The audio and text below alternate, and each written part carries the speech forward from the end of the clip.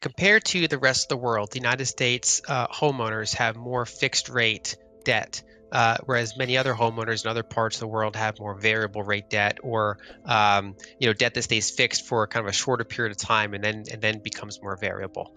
In addition, our corporations also locked in a lot of long duration fixed rate debt. More so than the average corporation in other markets.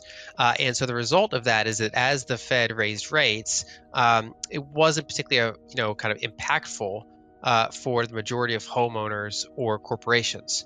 Where it was impactful is generally smaller parts of the market, like small business, kind of like loans from banks that are more short duration, or commercial real estate's obviously been kind of a train wreck. And in general, junk rated, corporate bonds that, shorter duration, therefore get refinanced more regularly. But those are generally smaller markets than those other kind of core types of debt. And then ironically, the U.S. federal government has not that very long average duration. It's something like 6 years. But even that's kind of front loaded because you go from very short duration T-bills all the way up to 30 years.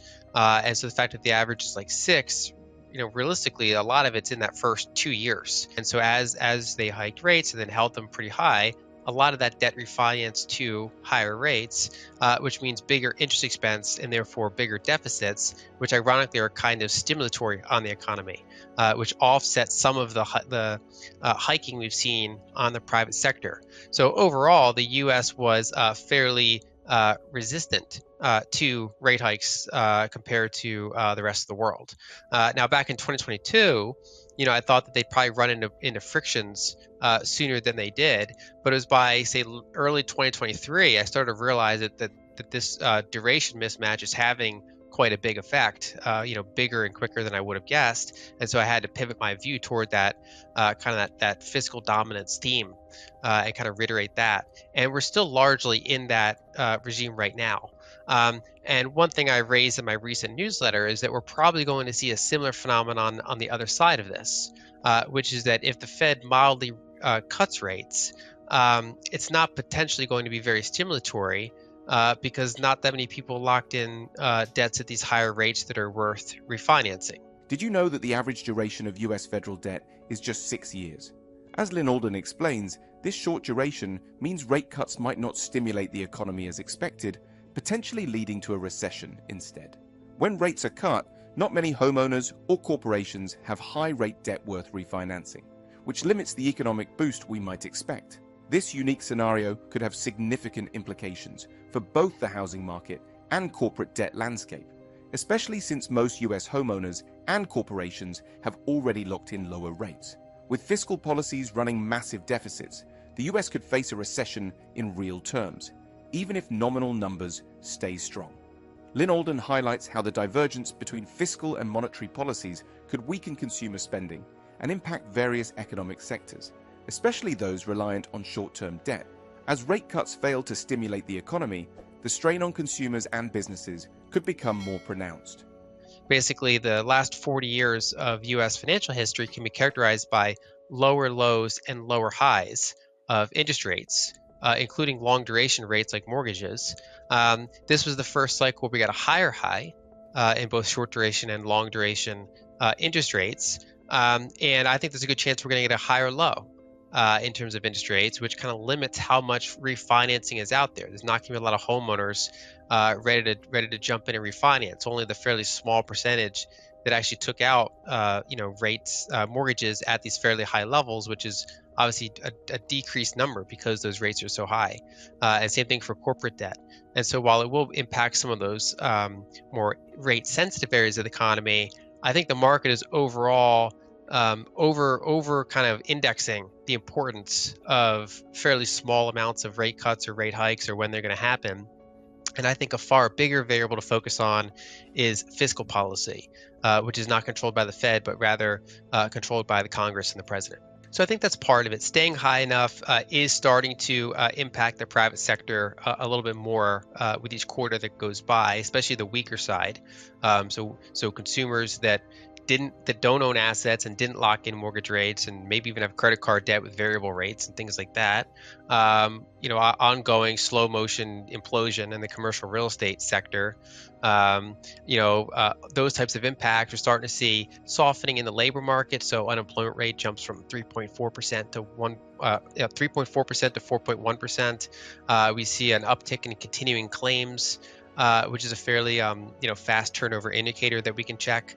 And retail spending came in a little bit hot recently, but it's still actually not really hot in the grand scheme of things. It just beat weak estimates. And so I think we're kind of seeing somewhat of a rotation. Basically, during and shortly after the lockdowns, when people couldn't travel and no one was really going out or anything, they loaded up on home purchases, consumer durables, goods, even homes and modifications to homes themselves. Then when things did open more, people rotated into travel and restaurants and things like that. There's kind of that pent up demand. It's okay. We got our consumer durables figured out. We bought all the stuff we want when we were locked at home, and now we're going to go travel and eat out and stuff. So we saw that rotation where the consumer was really leading things. And if anything, we've had a mild manufacturing recession for a year and a half. Commercial real estate's in a depression. So there's weak areas of the economy, but then there's those stronger consumer side. And the consumer side has been reinforced by some of those interest expenses. But when you look at, for example, the higher income people, a lot of them locked in, fixed rate mortgages. They have money markets. So every time the Fed hiked rates, they get more income. They're on the receiving side in some cases of Social Security. And just overall, their assets are doing quite well. Stock market's up, and so there's been a fairly significant amount of consumer spending on especially the higher end of the income spectrum. And I think what the data start to show is that is softening a little bit. It's still positive, but it's softening. Meanwhile, we probably are seeing somewhat of a bottom in manufacturing activity. So it's not like people often think is a recession or no recession. Like, are we going into one?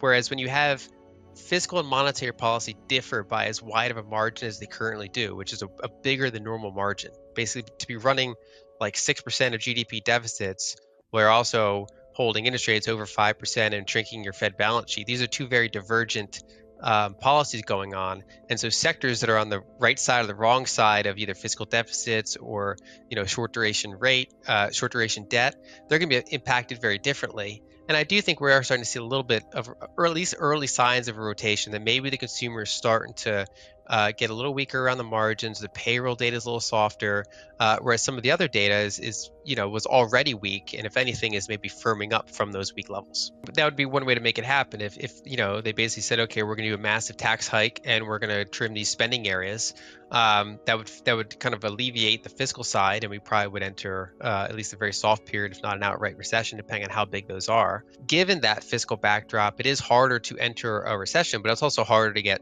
CPI down to 2%.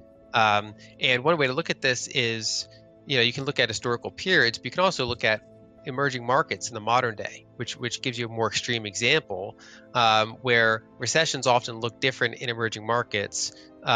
Sometimes they're even still growing, and they're still kind of inflationary. It's in real terms where the struggle shows up. So if you kind of see what those economies are doing in dollar terms, that's when they start to not look great.